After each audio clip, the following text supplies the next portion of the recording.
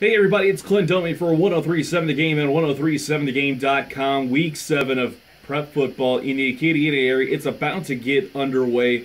And dare I say, this is probably going to be one of the most lit weeks in high school football. Obviously, the biggest one of them all has to be St. Thomas More versus Turlings. Yes, Turlings is at 500, sitting at 3-3. But I think they could still make that big upset against St. Thomas More, who has been 5-1.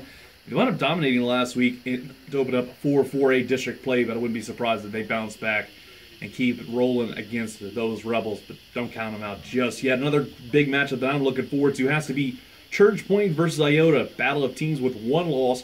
Church Point at 4-1 due to the game being canceled earlier in the year versus Iota sitting at 5-1. Going to be a big matchup all the way around between those two. That's probably one of the better games in terms of just your win-loss records. Another one that I'm looking at right now, this could very well determine who's going to wind up coming away with the 6-2A crown before it's all said and done.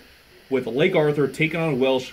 Welsh undefeated, Lake Arthur 4-1. I think those two might wind up being that collision course that'll determine that 6-2A title up until later in the season when Welsh takes on Notre Dame.